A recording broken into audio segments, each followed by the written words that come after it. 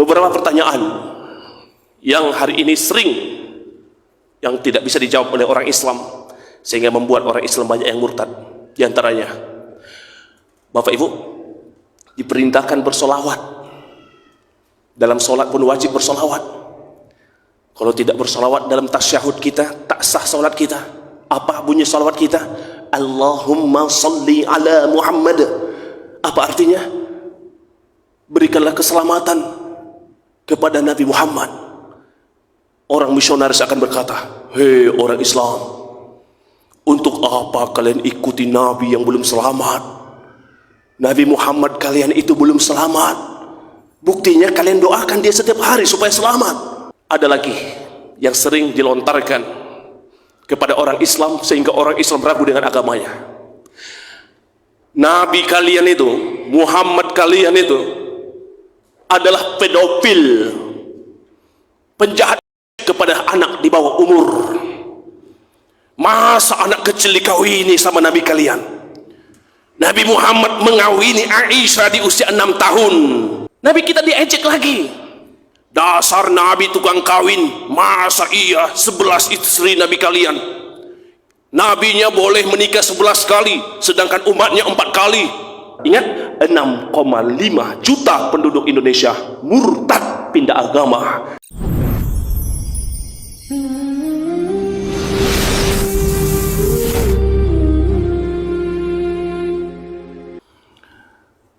Bismillahirrahmanirrahim. Assalamualaikum warahmatullahi wabarakatuh. Alhamdulillah, alhamdulillahi rabbil alamin, wa aqibatul lil muttaqin. Salatu wassalamu ala sayyidina wa maulana Muhammadin wa ala alihi wa sahbihi ajma'in. Allahumma salli ala Muhammad wa ala ali Muhammad. Hadirin jamaah salat zuhur rahimakumullah. Bersyukur kita kepada Allah, alhamdulillah. Kita masih hidup di antara banyak yang telah wafat.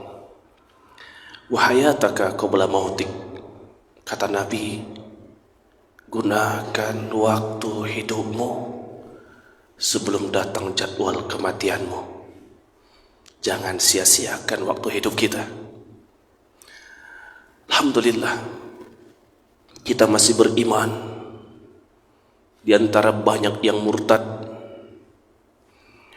ada sebuah penelitian dari World Christian Encyclopedia dari tahun 1960 sampai 2015, jumlah orang Indonesia yang murtad pindah agama sebesar 6,5 juta jiwa. Alhamdulillah kita masih beriman di antara banyak yang murtad.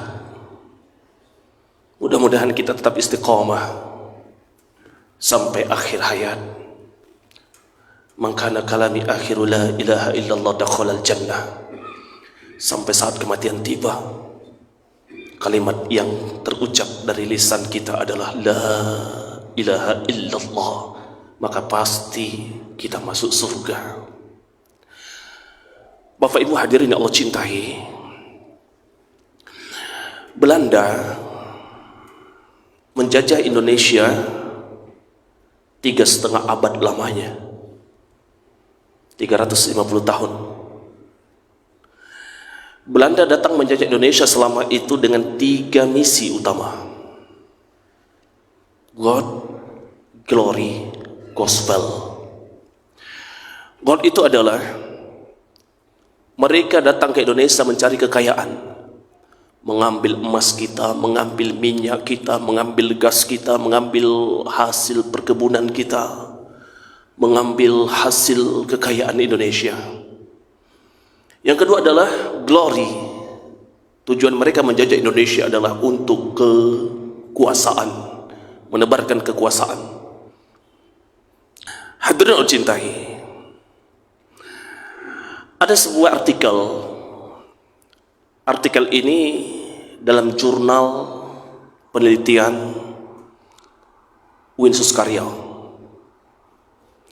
Di jurnal itu tersebut 30.000 orang Minangkabau murtad dari agamanya. Bahkan sudah banyak lahir dari daerah Minangkabau pendeta-pendeta. Ini sangat mengkhawatirkan. Jumlah orang yang murtad semakin banyak.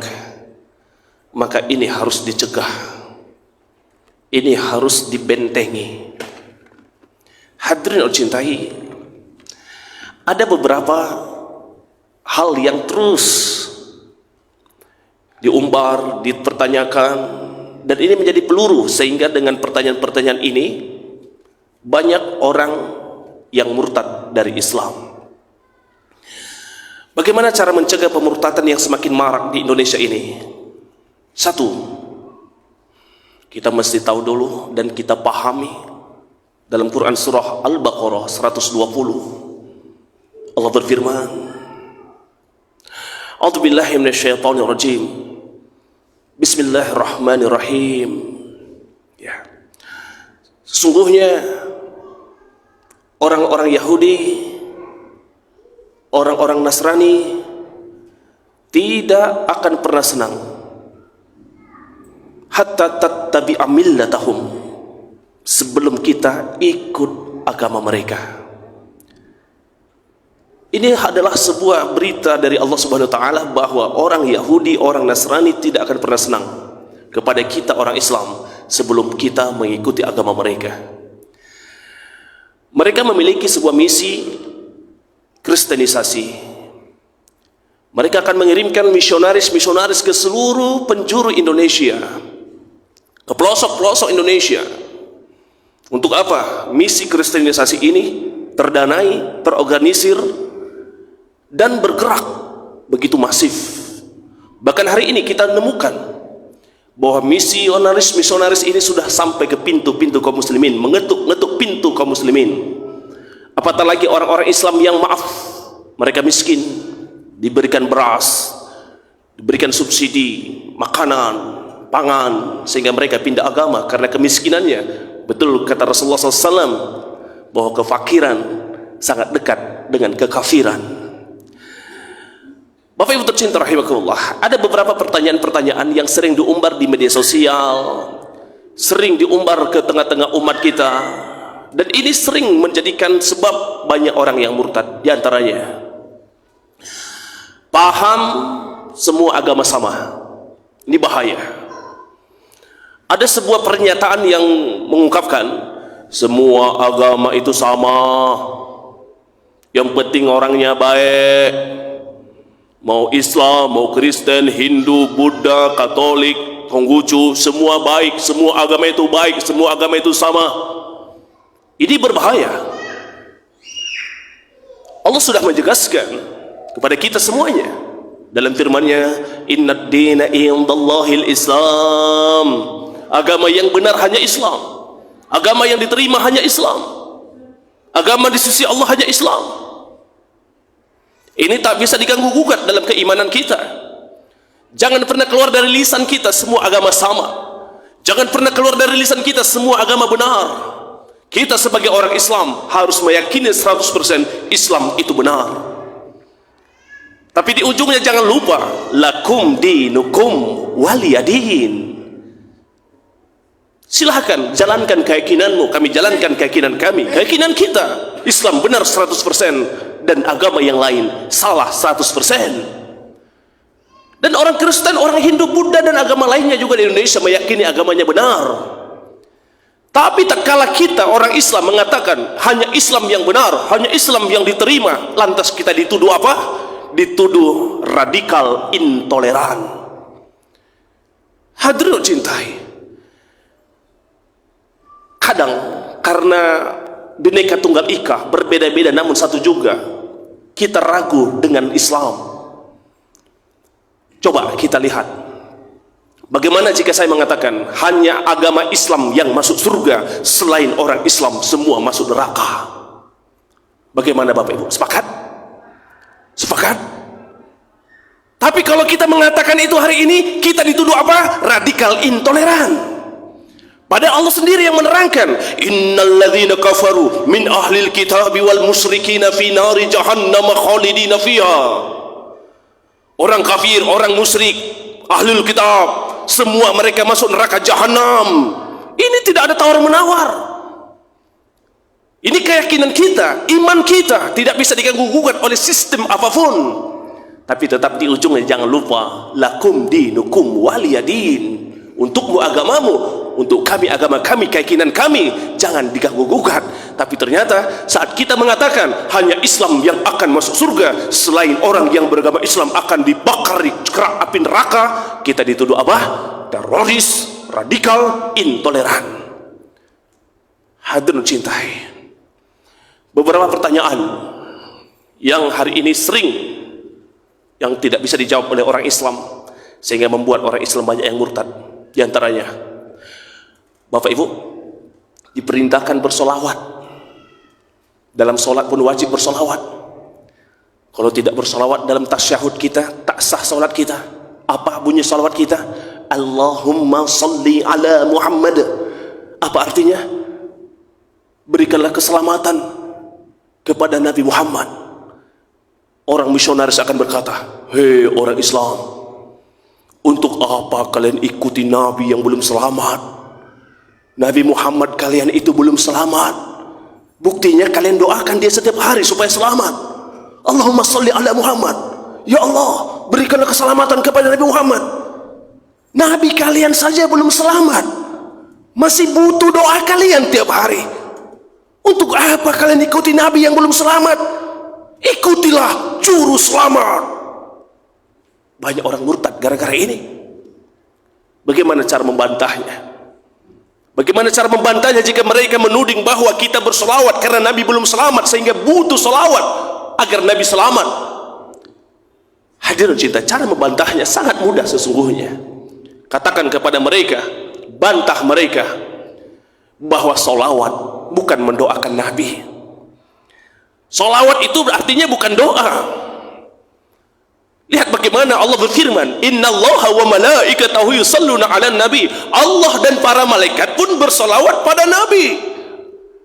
Apakah arti solawat Allah kepada Nabi adalah doa? Tidak mungkin Tuhan Allah berdoa kepada Nabi.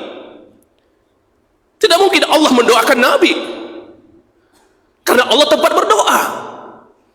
Jadi solawat Allah kepada Nabi artinya adalah Nabi Muhammad adalah hamba yang dimuliakan oleh Allah, dirahmati oleh Allah Subhanahu wa taala.